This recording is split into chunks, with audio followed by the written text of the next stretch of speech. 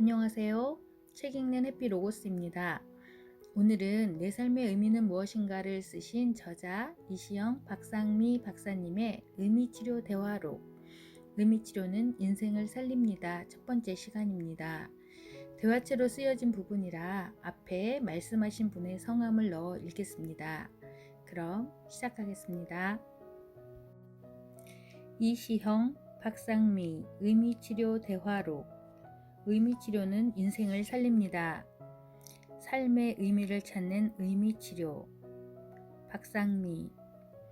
로고테라피라는 개념이 우리 한국에서는 아직 좀 생소하기도 합니다. 로고테라피는 의미치료인데요. 삶의 의미를 찾는 것은 누구에게나 절박한 문제지요. 고통과 절망에 빠진 순간에도 내 삶의 의미만 찾을 수 있다면 우리는 살아낼 수 있으니까요. 빅터 프랭클의 죽음의 수용소에서 라는 책을 읽은 후에 제 삶이 바뀌었는데 번역을 하신 분이 이시영 박사님이세요. 저는 이 책을 통해 처음으로 의미치료에 대해 알게 되었고 이 치료법에 인생을 살리는 힘이 있다는 것을 실감하게 되었습니다. 책 내용도 감동적이었지만 박사님께서 쓰신 옴기니 서문에서도 큰 감동을 받았어요. 박사님께서는 어떻게 접하게 되신 건가요? 이시형. 6.25 전쟁 때였습니다. 대학을 다니면서 가정교사를 하던 시절이었는데 제가 가르치던 아이의 부모가 대구 역전에서 금은방을 했어요. 하루는 아이가 학교에서 돌아오는 시간이 늦어져서 길가 가로수에 기대 앉아 기다리고 있었어요. 그때는 서점이 있긴 했지만 길거리에 책을 쭉 늘어놓고 파는 가판이 많았어요. 그런데 거기서 책 한 권이 눈에 들어오는 거예요. 그게 죽음의 수용소였어요. 그때는 전쟁 때니까 너나 할 것 없이 다 어렵고 배고프고 지칠 대로 지쳐 있었어요. 세상 어떤 서름보다 배고픈 서름이 제일 심각합니다. 전쟁은 언제 끝날지 모르겠고 참 힘든 시절이었지요. 그런데 가로수에 기대 앉은 채 그 책을 읽고 나니까 아무렴 여기가 아우슈비츠 포로 수용소보다는 낫지 않느냐 하는 생각이 들더라고요. 자연스레 흘러나온 나의 이 간단한 한마디가 쓰러져가는 나를 일으켜 세운 것이지요. 나라가 도대체 왜 이 모양이야? 나는 왜 이런 꼴로 살고 있나? 살아서 뭐하나? 이런 생각을 했던 나 자신이 너무 부끄러웠어요. 이 책은 제 인생에서 굉장히 중요한 의미를 갖고 있습니다. 제게 영적인 힘을 주고 용기를 주고 다시 한번 일어서게 만들었으니까요. 박상미.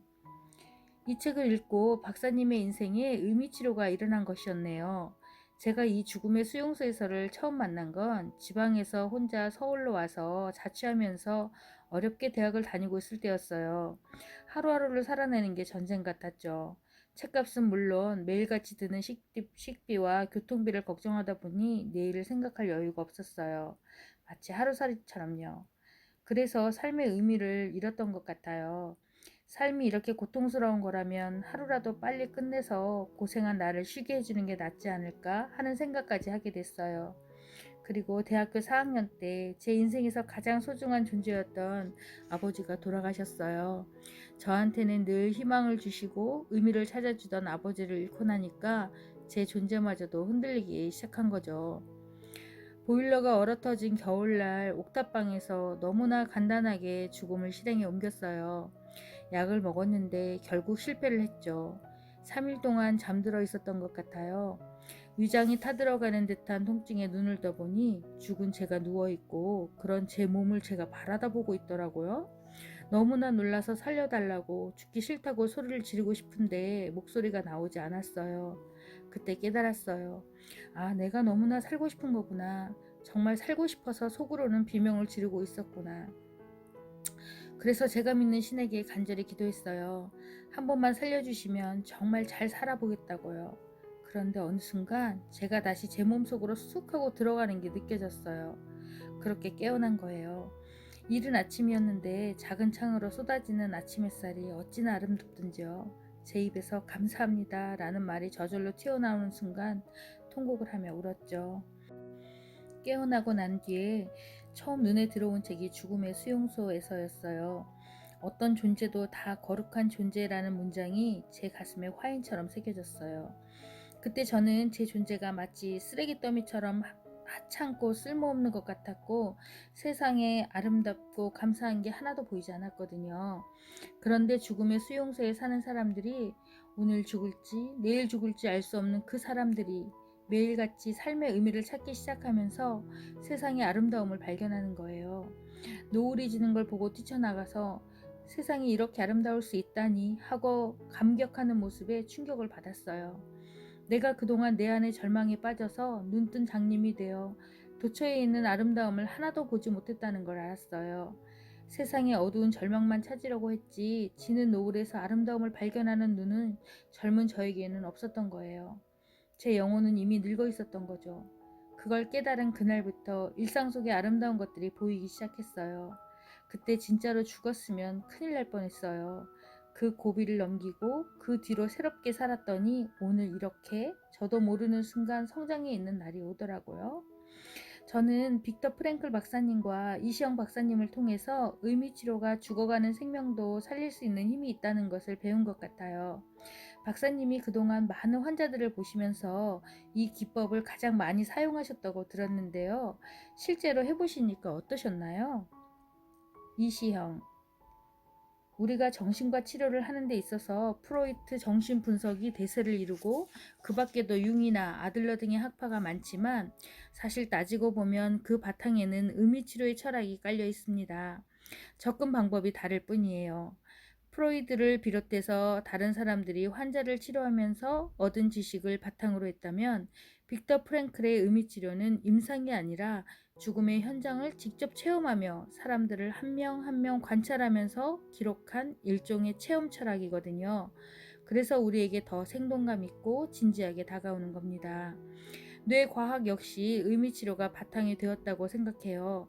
우울증 환자를 볼 때에도 이 환자가 왜 우울증에 빠지게 됐는지를 더듬어 가다 보면 환자 치료에 훨씬 설득력이 생깁니다. 이 환자에게서 우울증의 의미가 무엇인지, 내가 살아가는 의미가 무엇인지를 찾고자 하면 자신의 인생을 다시 한번 돌아보게 되고 삶의 궤도를 수정하는 일이 가능해지는 것이죠.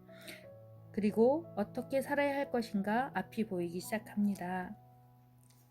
박상미, 심리학 공부를 하면서 프로이트, 융, 아들러에 대한 공부를 참 열심히 했죠. 제가 직접 심리 상담 치료를 받을 때 항상 과거에 집중해야 하는 심리 치료 과정이 상처를 더 아프게 만들어서 힘들었던 기억이 있어요. 그런데 이 로고 테라피는 고통 속에서 의미를 찾는다는 것 자체가 미래의 목적을 두기 때문에 희망이 생기더라고요.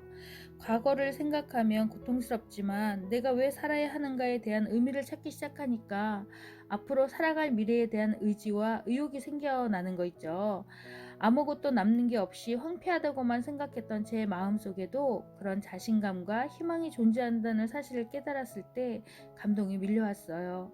큰 고통을 겪은 사람들이 우울증에 걸리거나 극단적인 선택을 하는 것은 자신의 인생이 보잘것없고 더 이상 삶의 가치가 없다고 생각하기 때문이잖아요.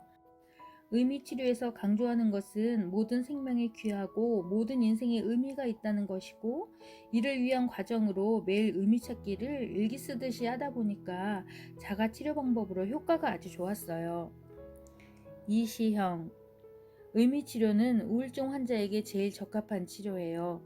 우울은 얼른 생각하면 감정장애지만 따지고 보면 사고의 장애입니다.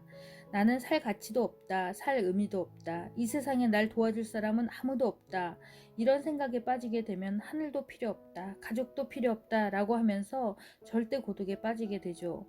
그렇게 나는 혼자라는 절박한 심정에 벼랑 끝까지 몰리게 되면 죽음까지도 선택할 수 있는 거예요.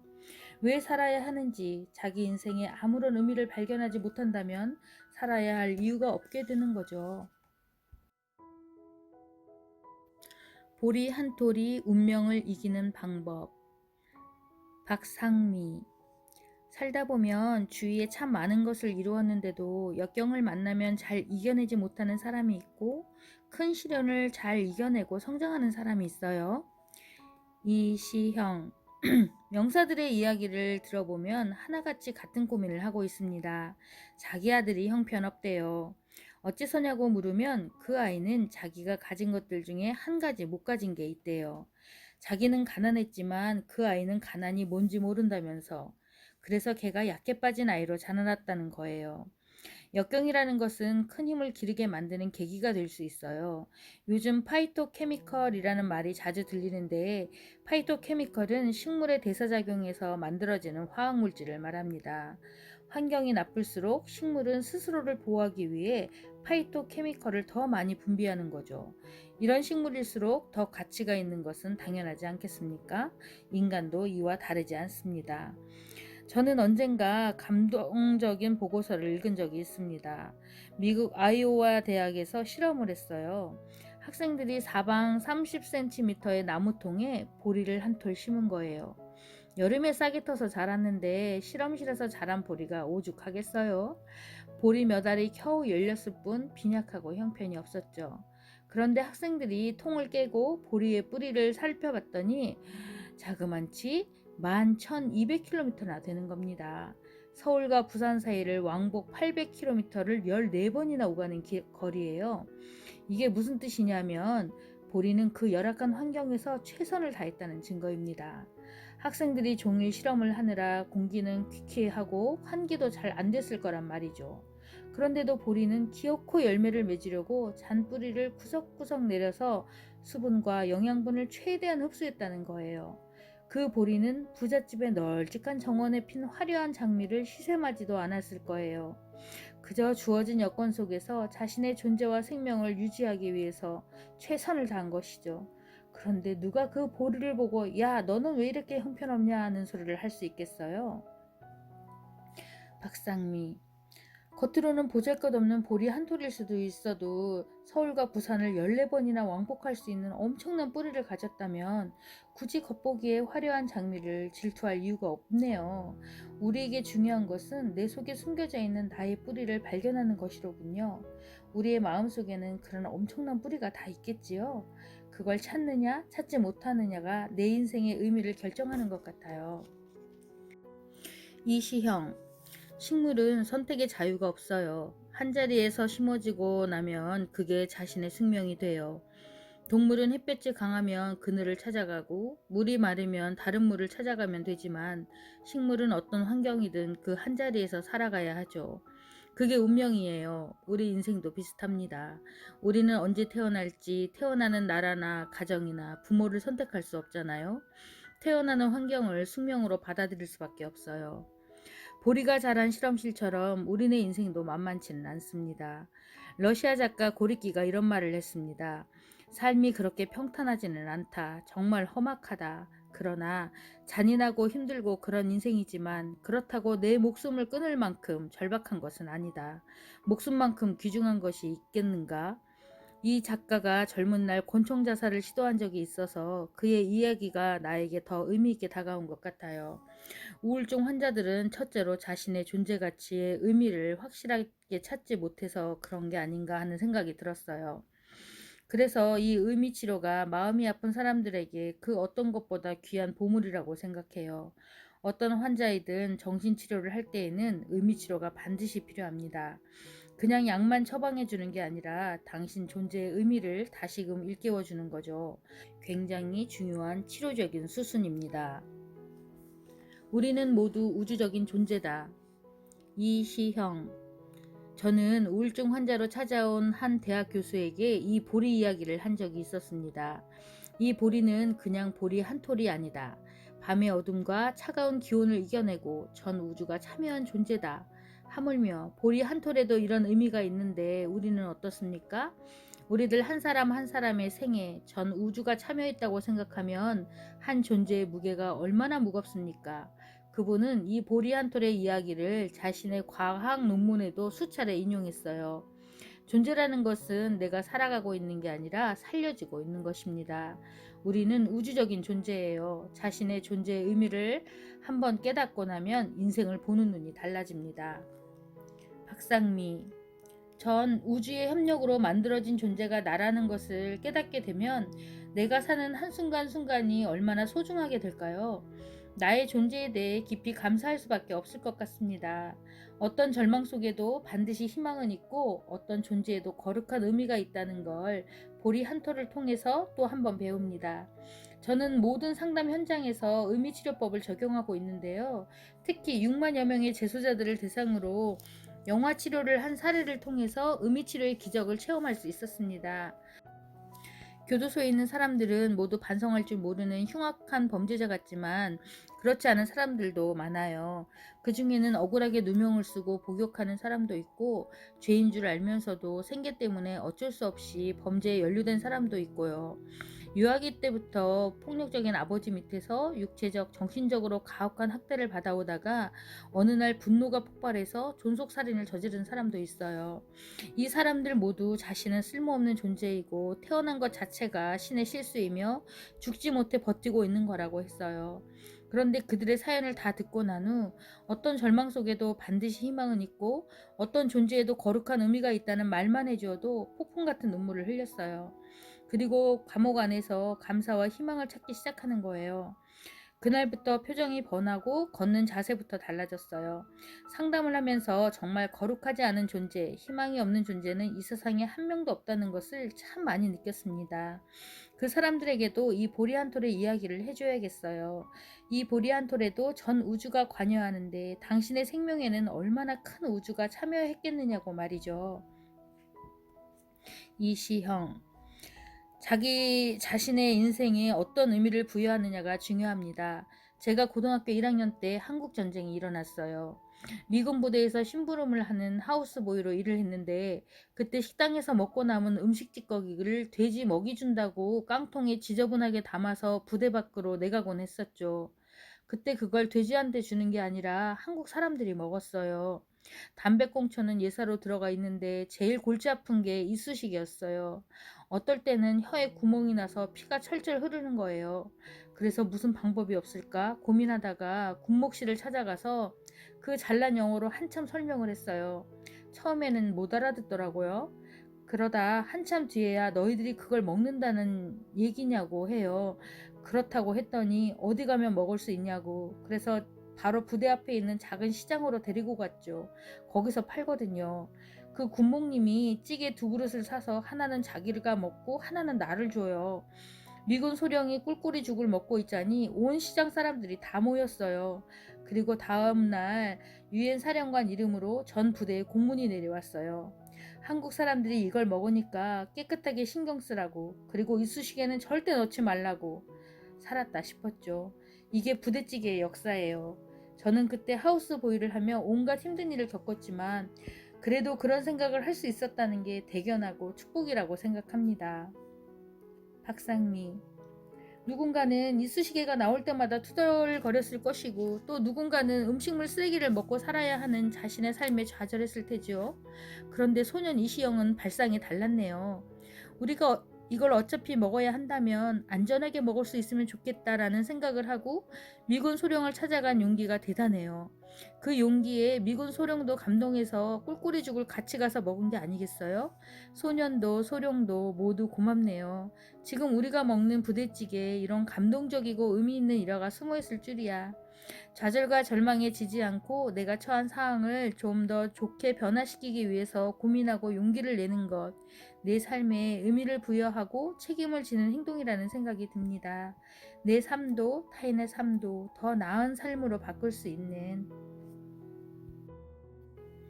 고통을 겪어본 사람만이 희망을 찾을 수 있다. 박상미, 제게 상담을 요청하는 분들 중에 자살 충동에 시달리는 청소년이나 청년이 많습니다. 그들의 이야기를 충분히 들어주고 이런 질문을 던지기 시작해요. 그렇게 고통스러운데 왜 자살을 실행에 옮기지 않았나요? 그러면 당황하죠. 너무 불편한 질문이잖아요. 그런데 다들 죽지 못한 이유가 있더라고요. 내가 죽으면 가족들이 너무 슬퍼할까봐, 아니면 이루지 못한 꿈이 있어서, 혹은 잊히는 게 너무 슬퍼서처럼요. 이런 이유들을 들어주고 나서 질문에 이어가요. 그러면 죽지 못하는 이유, 즉 내가 살아야 하는 의미를 스스로 찾아가게 되는 거네요. 누구나 내 마음의 깊은 곳에 살아야 하는 이유를 가지고 있더라고요. 자살을 생각하는 사람들은 죽음 자체를 원하는 게 아니라 죽을 만큼 힘든 고통을 끝내고 싶어서 죽음을 꿈꾸는 거죠. 죽으면 고통도 끝나서 편해질 것 같으니까. 사실은 너무나 살고 싶은 거예요. 제가 상담했던 모든 분들이 고통을 끝내고 싶은 거였지 내 삶을 끝내고 싶은 사람은 없었어요.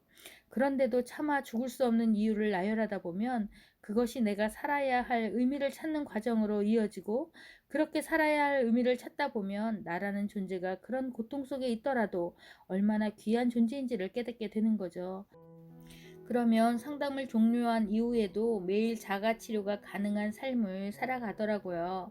이것이 제가 만난 의미치료의 기적이었습니다. 박사님도 큰 고통을 겪은 순간이 있으셨나요? 혹시 이런 의미를 찾기를 통해 삶의 소중함을 깨달았던 경험이 있으신지요? 이시형: 저는 철학적 사색을 즐기거나 차분하게 사고를 하는 성격이 아니었어요. 굉장히 외향적이고 활동적이어서 차라리 좀 덤벙대는 면이 있습니다. 시험이 닥치면 낙제를 하지 않을 만큼만 공부를 하는 쪽이었어요. 그래서 최근에 농부가 된 의사 이야기 그림 에세이를 출간하고 나서 제 비서가 "박사님, 이게 100권째 책입니다 라고 해서 깜짝 놀랐어요.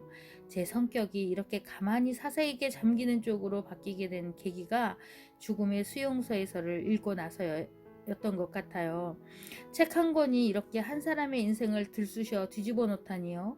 굶어 죽은 사람을 직접 눈으로 봤던 전쟁통에 이 책을 만난 게 절 많이 변하게 했죠.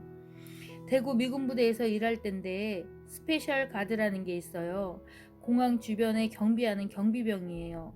하루는 보급 창고에 물건이 들어왔는데 천장의 높은 창고에 채워넣느라 양철 지붕 바로 밑에까지 물건을 지고 올라갔어요. 그때가 여름이었는데 대구의 기온이 평균 40도가 넘었어요. 거기다가 양철 지붕 밑이니까 아마 5, 60도는 좋게 됐을 거예요. 물건을 다 쌓아놓고 온통 땀범벅이 되어서 밖으로 나오니까 그렇게 시원할 수가 없더라고요. 이야, 날도 좋고 햇빛도 좋고 이거 참 시원하구나.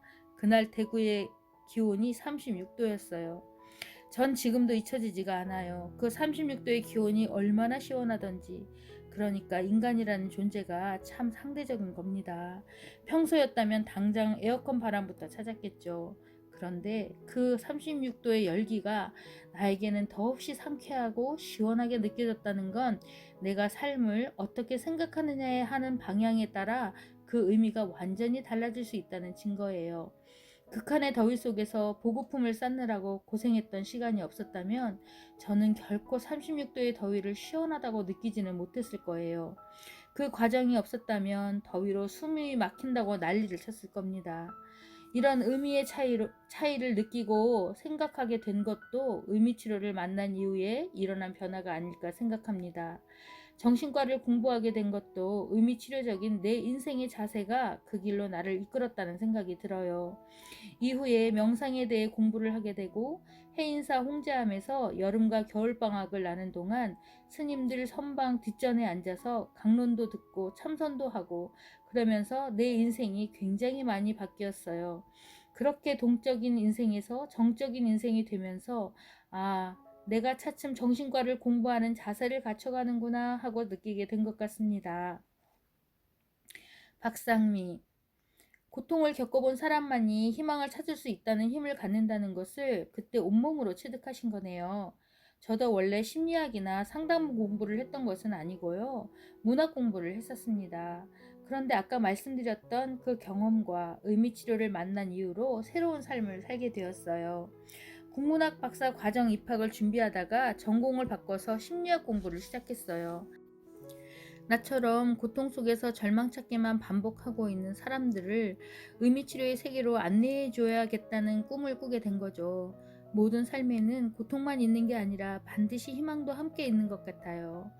그 희망을 볼 수 있는 눈만 있으면 내 삶도 살리고 주변의 같은 고통으로 괴로워하는 사람들의 삶도 살려낼 수 있다고 생각합니다. 누구나 어려운 인간관계 편해지는 법. 박상미: 부록의 나이를 넘기고 나면 세상살이에 노련해지는 만큼 인간관계도 쉬워질 줄 알았는데 오히려 더 어려워진다고 말씀하시는 분들이 많아요. 대기업의 강의를 가봐도 직급과 상관없이 신입사원부터 임직원까지 고민의 1순위로 꼽는 것이 인간관계가 너무 어렵다는 겁니다. 왜 그럴까요? 이시형: 젊은 시절과 중년이 되었을 때가 다른 것 중에 하나가 말의 무게입니다. 젊을 때는 실패를 해도 마음먹기에 따라 금세 일어설 수 있는 것처럼 실언을 해도 금방 회복을 할 수가 있죠. 그런데 마흔을 넘기고 나면 말의 무게가 달라집니다. 이제는 아무렇게나 실언을 할 수 있는 나이가 아니라 자신의 말 한마디 한마디에 책임을 져야 하는 나이인 거죠. 이제는 더 이상 성장하는 나이가 아니라 성장을 끝내고 성숙한 나이로 접어드는 겁니다. 직장에서나 어디에서나 중추적 역할을 감당해야 하는 게 그 나이대입니다. 그래서 젊을 때처럼 함부로 얘기를 하거나 할 수가 없죠. 말을 조심스럽게 해야 해요. 그러니까 인간관계도 더 힘들어지게 되는 것이고 그게 자연스러운 거예요. 박상미, 책임져야 할 게 많고 조심할 게 많아지다 보니까 인간관계에서 어려움이 생겨도 말도 못하고 속으로 앓기만 할 때도 많죠. 그렇게 인간관계에 유난히 힘들어하시는 분들이 명심해야 할 게 있다면 무엇이 있을까요? 이시형, 사람은 다 다르다는 겁니다. 왜 내 마음은 이런데 저 사람의 마음은 안 그럴까? 이런 생각을 하는 게 아니에요. 다른 게 정상이잖아요. 사람이 어떻게 같을 수가 있어요. 평생을 함께 살아온 부인이라 해도 마찬가지예요.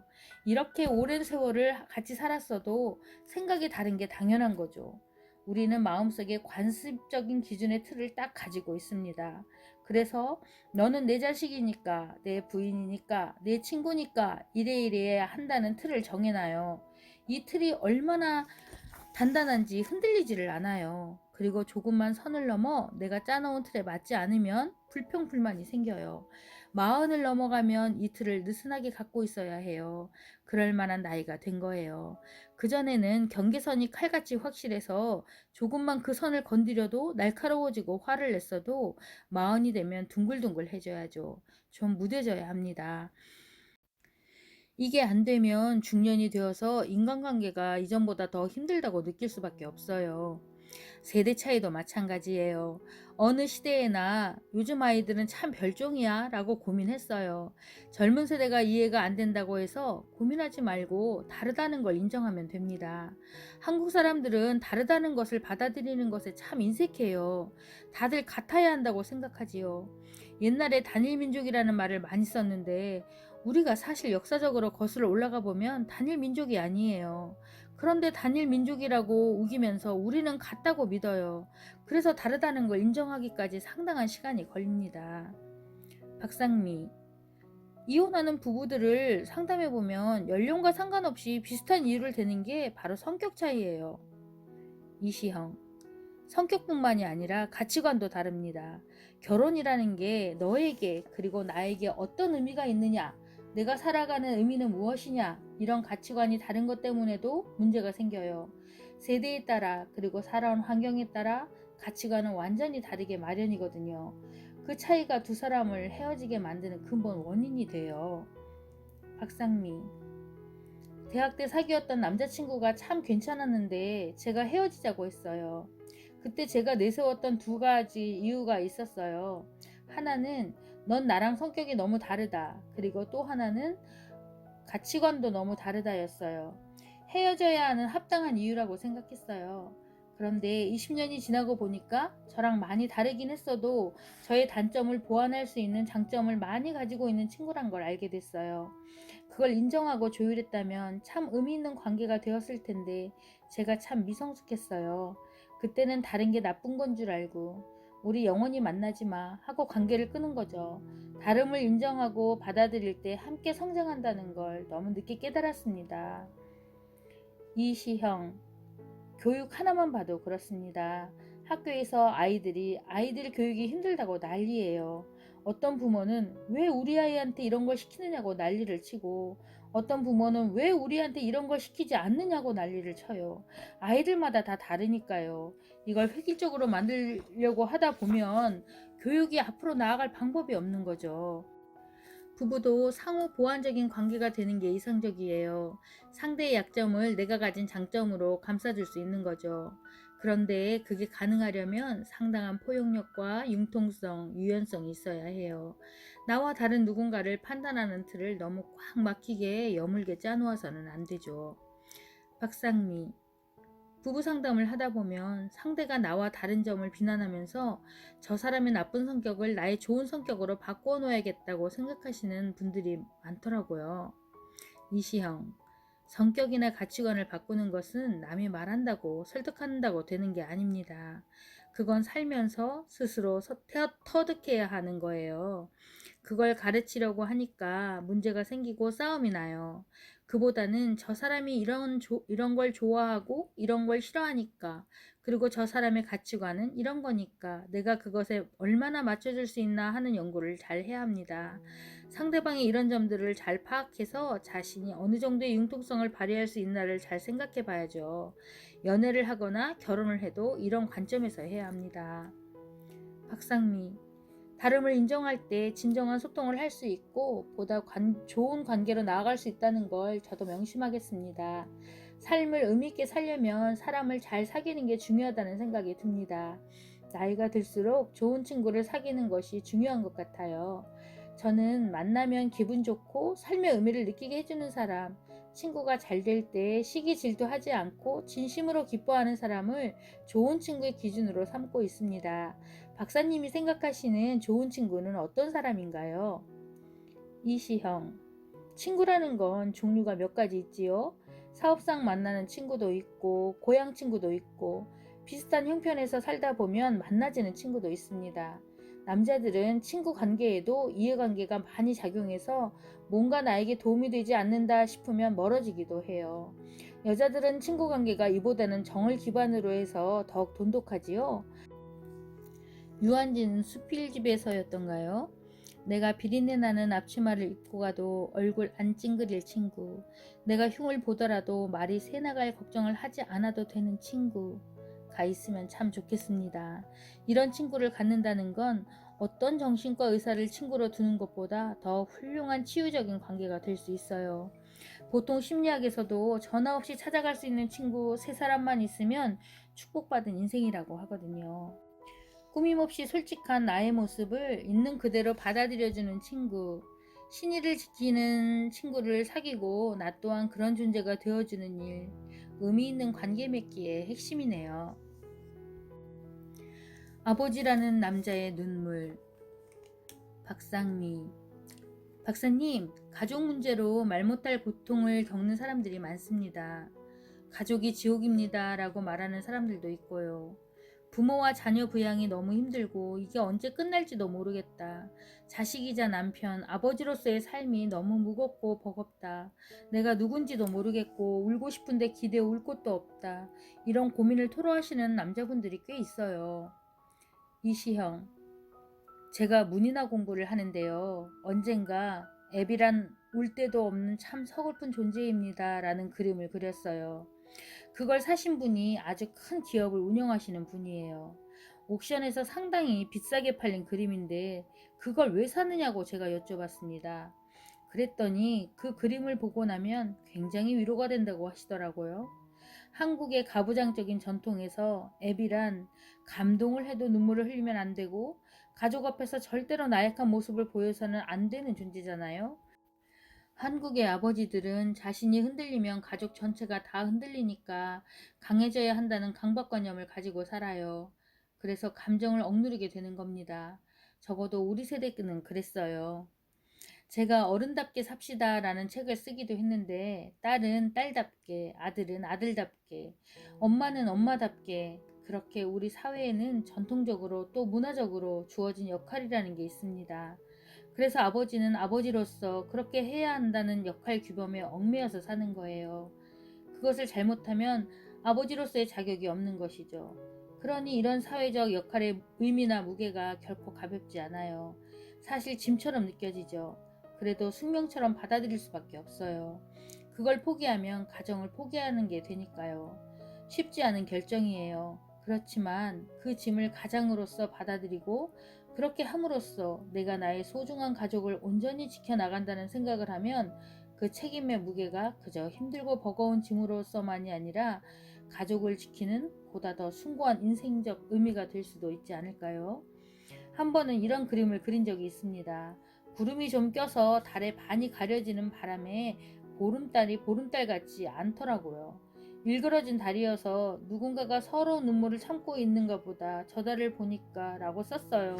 그 바탕에는 역시 가부장적인 의미가 담겨 있습니다. 울고 싶어도 참아야 하는 가장의 무거운 책임인 거죠. 그런데 요즘은 이런 아버지의 역할이라는 것이 조금씩 무너지고 있는 게 아닌가 하는 생각이 들기도 합니다. 박상미, 제가 상담을 하다 보면 자신의 괴로운 감정을 말로 제대로 표현하지 못해서 눈물만 흘리는 사람들이 50대 남자들입니다. 나는 누구일까? 존재의 뿌리까지 흔들리는 모습이 많이 보입니다. 박사님은 부모, 남편, 가장으로서 사는 게 참 힘들다 이런 생각 해보신 적이 있으신지요? 이시영, 저는 가부장적인 전통이 굉장히 강했던 시절에 철저한 교육을 받아서 거기에서 벗어난다는 것은 아예 생각할 수도 없었습니다. 안고 가야 하는 하나의 숙명이었죠. 우리네 인생에서 내 마음대로 선택할 수 없는 것들이 있어요. 가령 태어나는 것도 나의 선택은 아니잖아요.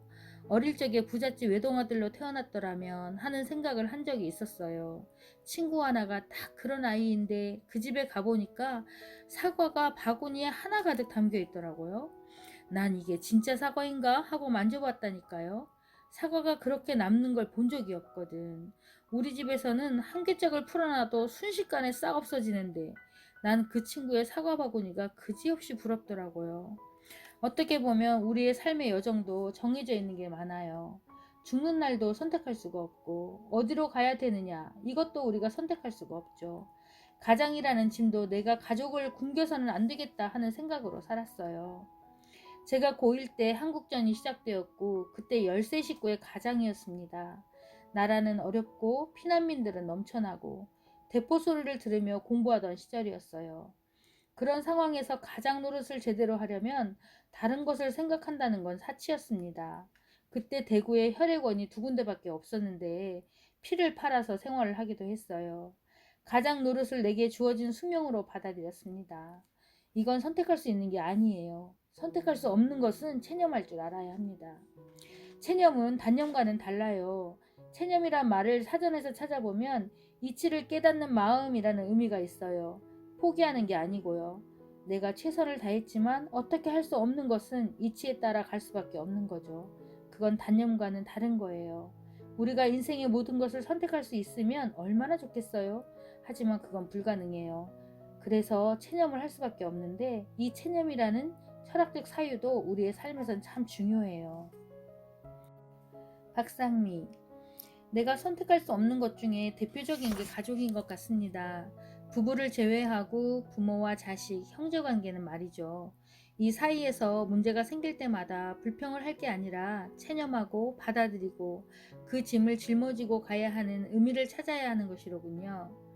저는 막내인데 제가 엄마를 모시고 살고 있거든요. 사실 속으로 불평을 많이 했어요. 그러다 보니까 마음이 가벼워지는 게 아니라 더 힘들더라고요. 따로 살까 생각하니 마음이 가벼운 게 아니라 죄책감이 더 많이 들더라고요. 이게 내 숙명이구나 하고 받아들이기로 마음을 먹고 나니까 마음이 가벼워지더라고요. 내가 의미 있게 살아가고 있구나 스스로 칭찬하는 마음도 들고요. 마음을 달리 먹으니까 이제는 이른이 넘은 엄마가 제 딸 같아요.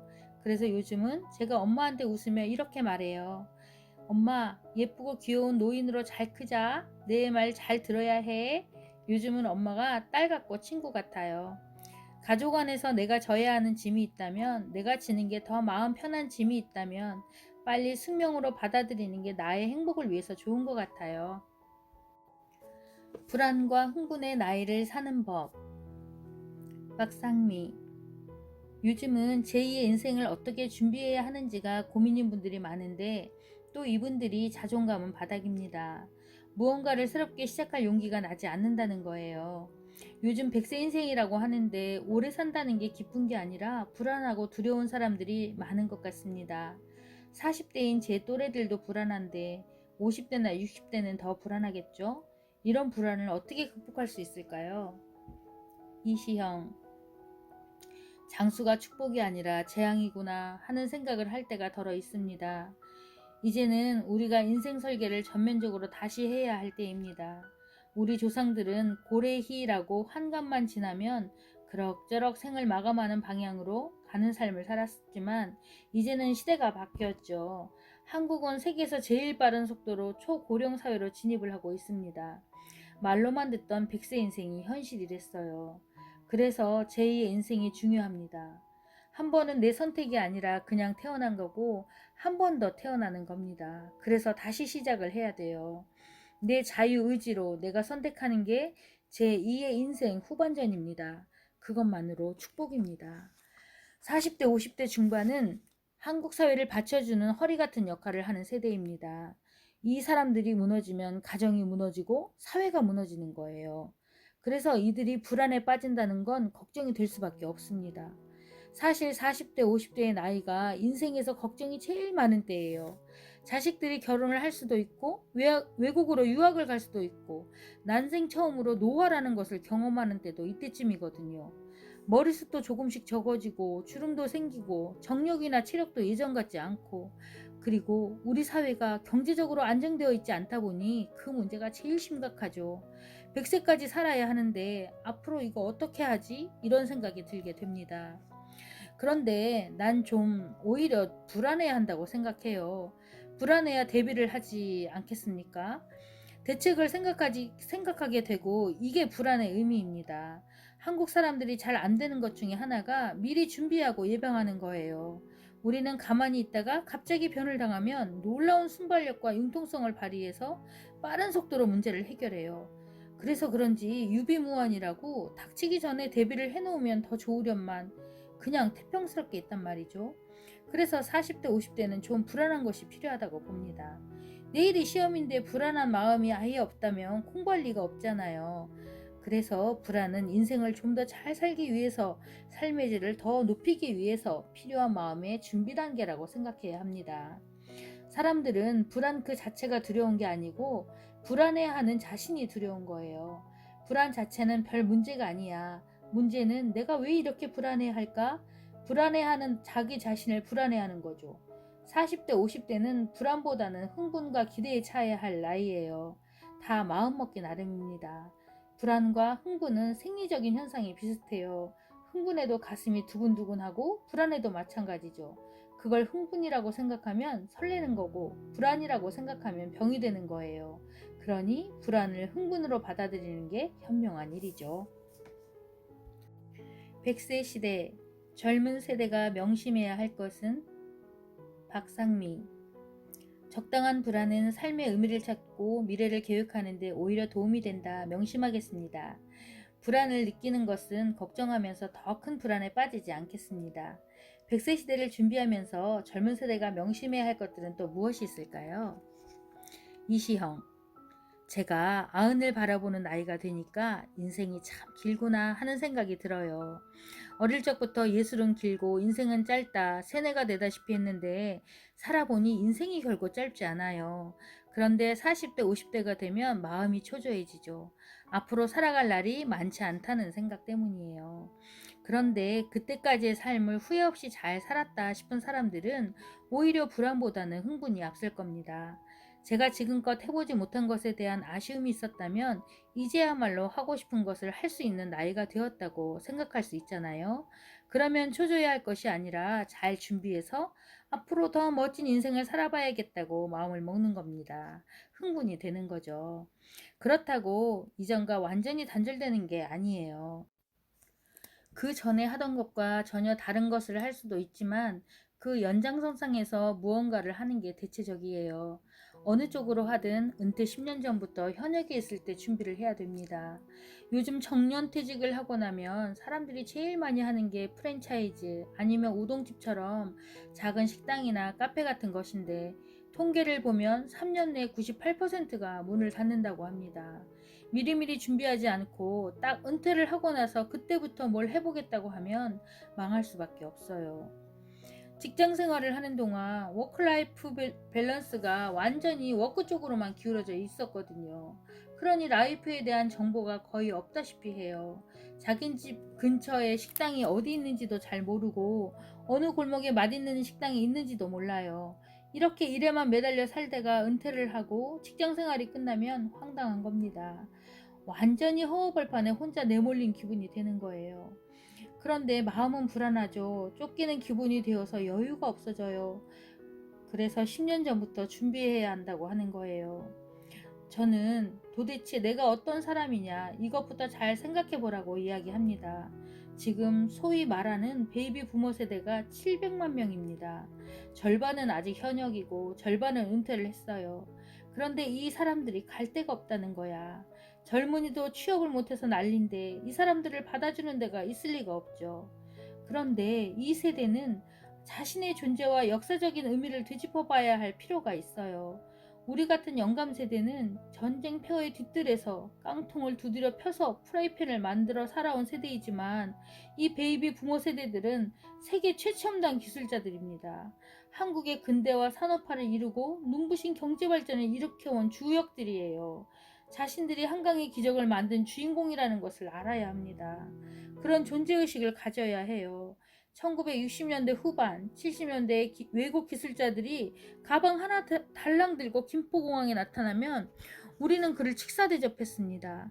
그 사람들이 가지고 있는 기술, 돈, 노하우, 경영 기법이 필요했으니까요. 우리가 배워야 하니까요. 하지만 지금부터는 베이비 부모의 세대입니다. 다른 나라에 가면 얼마든지 직사대접을 받을 수 있는 훌륭한 기술자들입니다. 무에서 유를 창조한 세대잖아요. 수백 년의 인프라가 잘 갖춰져 있는 서양의 기술과 맨바닥에서 구르며 익힌 기술과는 차이가 있습니다. 그러니 자신의 존재 가치를 새롭게 인식할 필요가 있습니다. 외국어를 배우는 것도 한 방법이 될 수 있다고 생각합니다. 요즘 회사들이 다 외국 거래처가 있잖아요. 그 나라의 말을 배워두면 거래처에서 찾아왔을 때 말을 할 기회가 생기겠지요. 그러면 은퇴를 하고 나서 우리 회사에 와서 일을 좀 봐달라 이런 제안도 받을 수 있지 않겠나 싶고요. 우동집 하나를 하려고 해도 만만한 게 아닙니다. 10년은 공부를 해야 해요.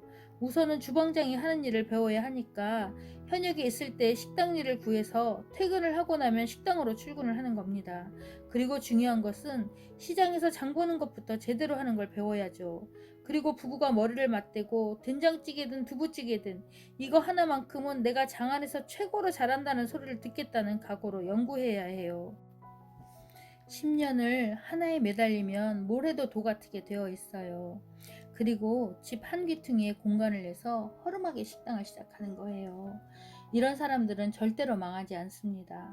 이렇게 노력을 해야 하는데 현실은 직장에서 하는 일이 너무나 바빠서 제2의 인생을 생각할 시간이 없죠.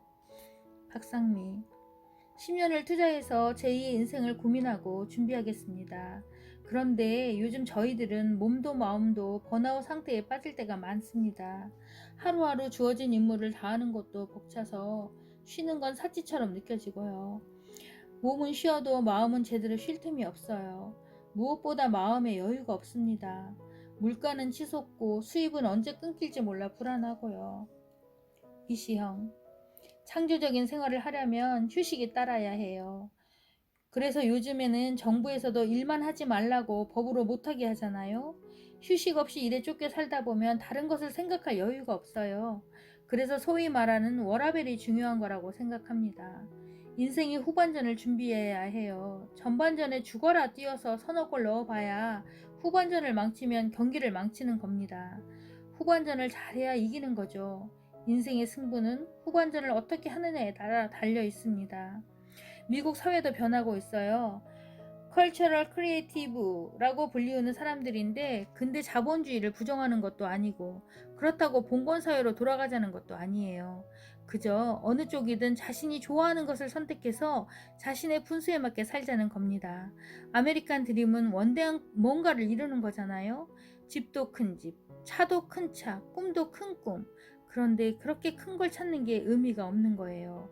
내 분수에 맞게 속도도 천천히 자동차에는 가속 페달만 있는 게 아니라 브레이크도 있다는 걸 잊지 말자는 거죠.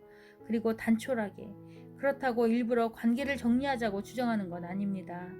자연스럽게 사는 거죠. 내일을 생각하며 명상도 좀 하고 우리가 나아가는 방향을 바라보면서 은퇴 후의 삶을 준비해야 합니다. 제가 맨날 하는 얘기죠. 평생 현역으로 뛰어라.